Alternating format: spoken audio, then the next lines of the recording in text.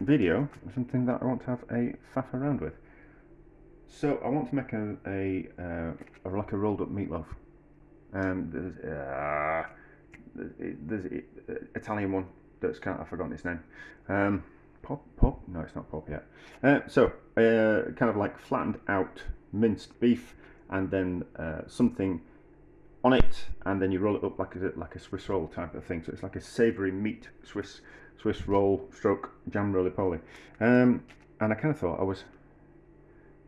always comes from another idea, but I was kind of thinking that we could just buy the mince. But I was in the farm shop and they've got burgers, and I kind of thought, we could just use these burgers, and they're not just burgers; they've got seasoning in them as well. And then I want to kind of stuff it with these cheese singles, these cheese slices that are generally for burgers, and these are burgers.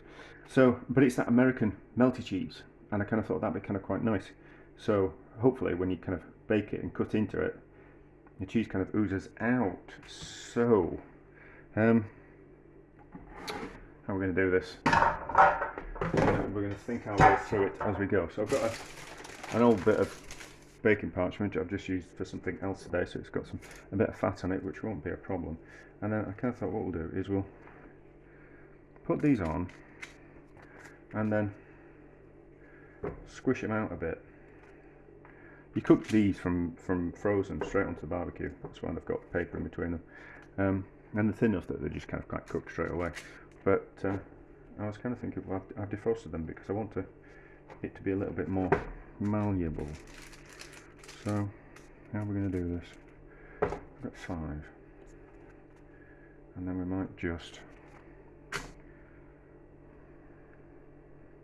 cut it up, or we might just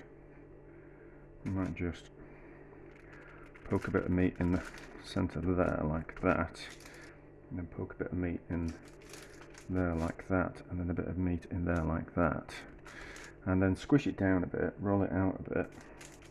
So I don't want it as thick as that, I want it a little bit thinner.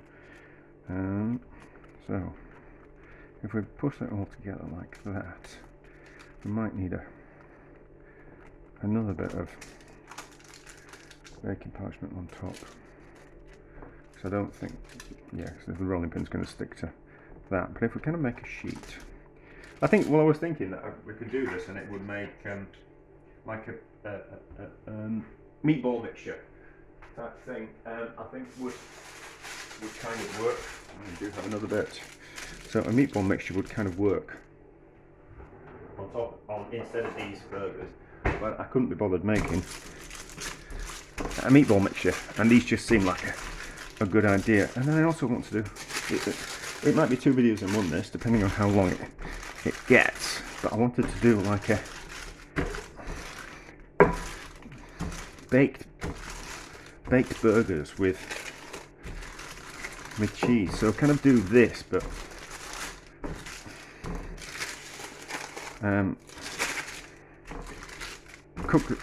cook it flat, and then put cheese on, and then do another layer on top, and bake it in the oven. So, but it depends how long this kind of turns out, and if this is. So I think we might have to. Yeah, we should be okay. So I'll keep rolling out, and then we'll get it flatter, and I'm going to bake it in that, which I think will be about right. So it needs to be longer, and then I'm going to bake it in tomatoes as well. So it's like a meatloaf-ish type of thing, but we'll roll out more, and then we'll be back. Right, so it is rolled out. Flatterer. Thinking about it now, it's not particularly very. It's a little bit coarsely ground for what I'm wanting, but actually not too. So what do we reckon? I reckon 3 cheese slices down. Don't want to go too close to the edge.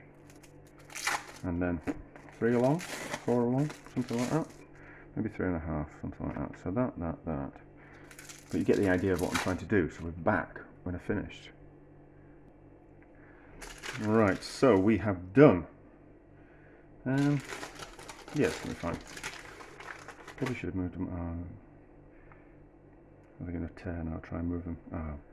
Yeah, I'll just move them a little bit.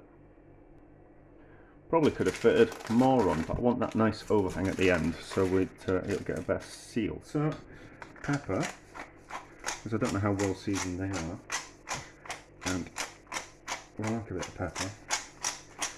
So, start off here and roll up like a Swiss roll. Although it's going to be a pain to come off there, isn't it? Of course it is. It's not going to like it. I'm talking like it's a thing, aren't I? Like a real thing. I just need something to tease that off with.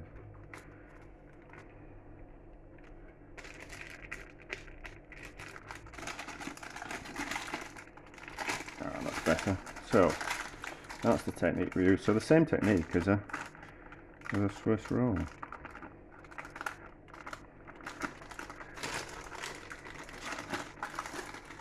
Like that.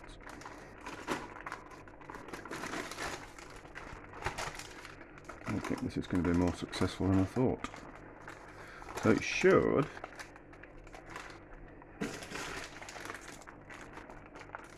stick together, and that overhang at the end will just make sure that it seals just that little bit easier.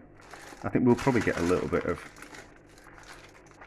seepage, but as long as the centre's okay. So that's that, and then tuck in the end. Okay, so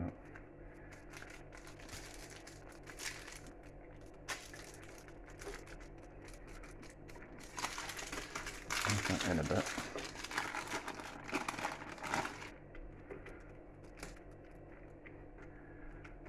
Like that.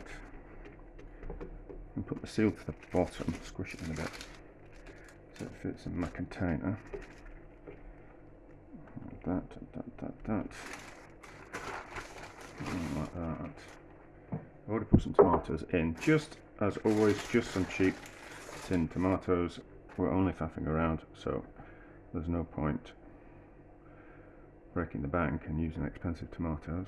So made it a little bit too long, but it doesn't matter. And then another tin of tomatoes over the top, and then the tomatoes will be flavoured by the meat, so we'll kind of get around that.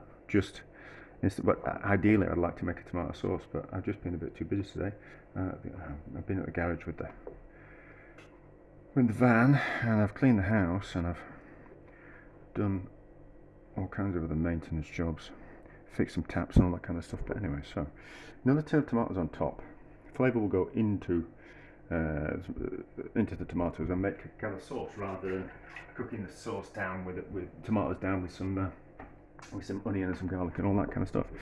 But I think that should work. So into the oven for like 150 for 2.5 hours, something like that. We'll see how it turns out. Oh, foil over the top as well. It's had a couple of hours. Let's have a look. It smells good. It smells good. I think it's probably like some grated cheese on top of it would be nice, but too late now.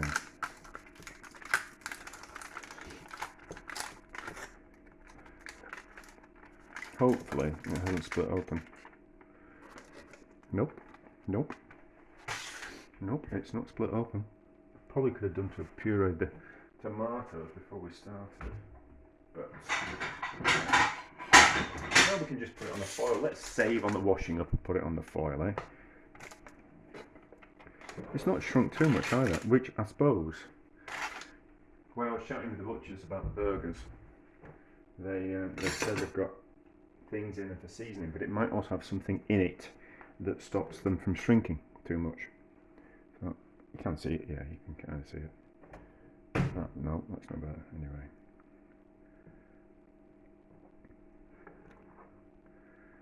probably could have been done with leaving it uncovered for the last bit of cooking, but not to worry.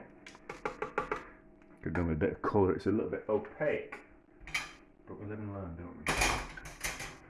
No, we don't actually. I keep making the same mistakes. What's the sauce taste like?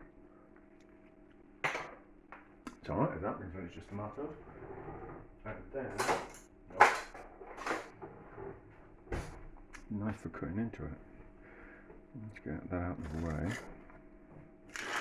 And then will it have, put it there, no, you don't have a knife for that.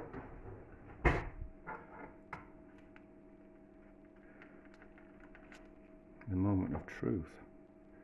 It's juicy.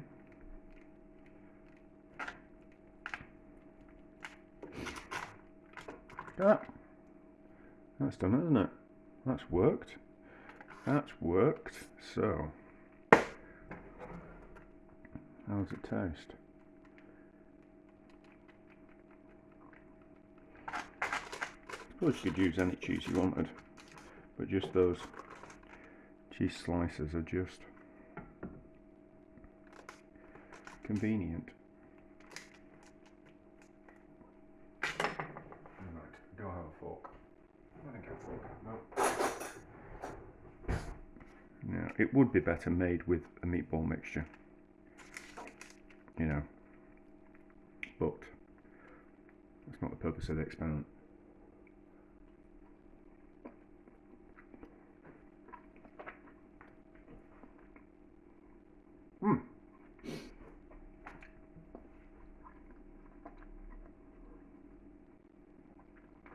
Surprisingly tastes like